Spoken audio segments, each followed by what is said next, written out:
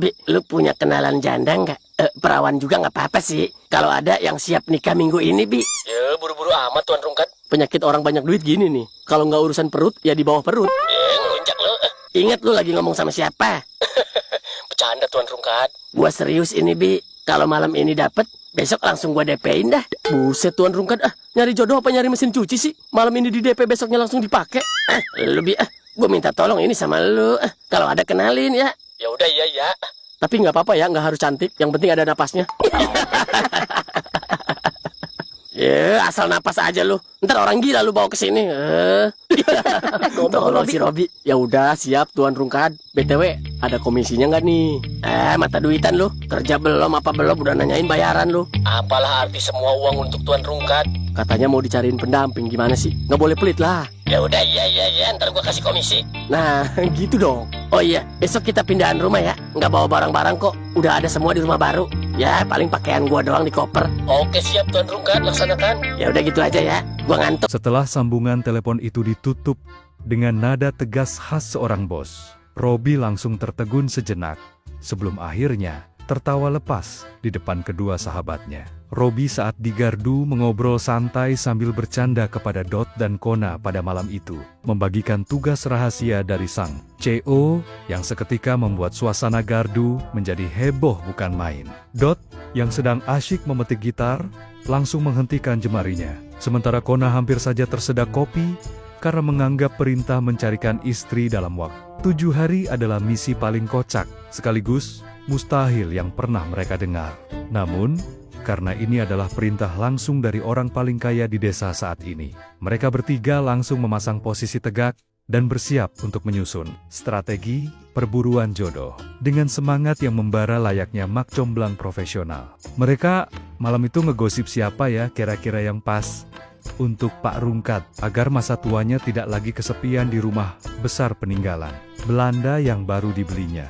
Mereka mulai mendaftar satu persatu nama janda dan gadis di desa Maja, menimbang-nimbang kriteria fisik, sifat, hingga latar belakang keluarga yang sekiranya cocok bersanding dengan sang miliarder badut.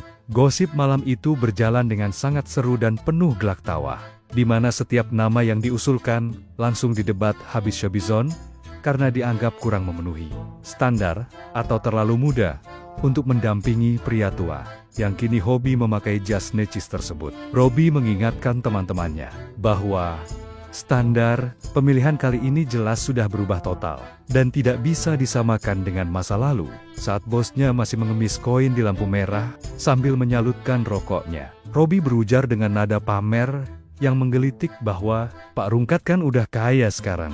Pasti banyak yang mau antre di depan rumahnya jika pengumuman ini disebarluaskan ke masyarakat. Uang miliaran rupiah, mobil Alphard hitam yang mengkilap, dan status sebagai CEO baru adalah daya pikat kosmik yang bisa mengubah pria tua ringkih menjadi sesosok pangeran tampan dalam sekejap di mata para wanita. Mereka yakin, jangankan janda tua, bahkan kembang desa sekalipun mungkin akan berpikir 2 kali untuk menolak pesona harta melimpah yang dimiliki oleh Pak Rungkat saat ini. Mendengar argumen Robi tentang daya tarik kekayaan, Kona tampak berpikir keras sambil menggatuk-getikan jarinya ke tiang bambu gardu, mencoba mengginjet-ginjet sosok wanita yang paling ambisius di desa mereka. Setelah terdiam beberapa saat, dengan senyum licik yang mulai mengembang di wajahnya, lalu kata Kona, "Gimana kalau Tante Laras aja yang dijadikan target utama untuk dijodohkan dengan Pak Rungkat?" Usulan Kona itu langsung membuat atmosfer gardu menjadi senyap sesaat. Sebelum akhirnya Dot dan Robi saling pandang dengan mata yang berbinar-binar, menyadari bahwa nama yang dilemparkan oleh Kona adalah sebuah pilihan yang sangat jenius, sekaligus penuh dengan potensi drama komedi yang luar biasa.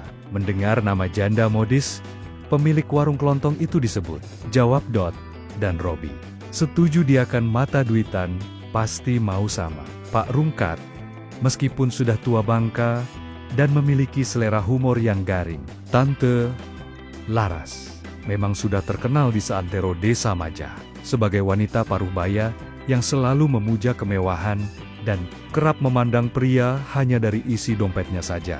Robi tertawa terpingkel-pingkel, membayangkan bagaimana reaksi Tante Laras yang biasanya angkuh pasti akan langsung berubah menjadi lemah lembut dan memasang senyum termanisnya begitu melihat Pak Rungkat turun dari pintu belakang mobil. Elvar dengan dompet tebal yang menyembul dari saku jasnya, langsung menimpali gosip itu dengan menggebu-gebu, menambahkan analisis kocak bahwa Tante Laras dan Pak Rungkat adalah pasangan yang dibuat di surga finansial karena saling melengkapi. Menurut Tante Laras tidak akan peduli lagi dengan kerutan di wajah Pak Rungkat atau masa lalunya yang kelam sebagai badut jalanan.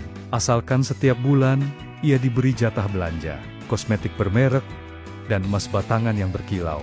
Mereka bertiga tertawa terbahak-bahak di atas tikar gardu, membayangkan Tante Laras pasti akan langsung bersedia diajak akad nikah besok pagi tanpa perlu melewati proses pacaran yang berbelit-belit, memenuhi target 1 minggu yang diberikan sang bos. Kona yang merasa idenya diterima dengan sukses besar, mulai menyusun skenario bagaimana Robi sebagai asisten pribadi harus mengatur pertemuan rahasia antara Pak Rungkat dan Tante Laras di sebuah restoran mewah.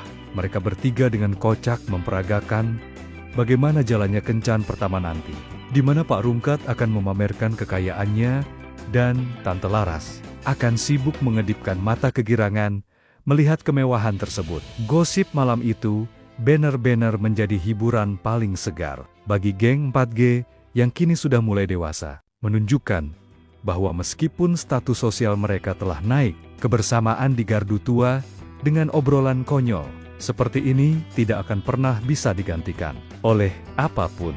Malam semakin larut dan kopi di dalam gelas sudah mulai mendingin, namun semangat mereka untuk mematangkan rencana perjudian jodoh ini sama sekali belum surut. Robi akhirnya mencatat nama Tante Laras di urutan pertama dalam daftar calon istri CEO Rungkat yang akan ia serahkan kepada bosnya esok hari di kantor. Dengan sisa-sisa tawa yang masih terdengar, mereka menutup gosip malam itu dengan keyakinan penuh bahwa misi dalam waktu seminggu ini akan sukses besar berkat ide brilian dari gardu. Roda nasib memang telah berputar, dan kini geng 4G tidak lagi sibuk memikirkan cara mencari makan untuk diri sendiri, melainkan sibuk mengurus kehidupan asmara seorang konglomerat baru yang mendadak kesepian.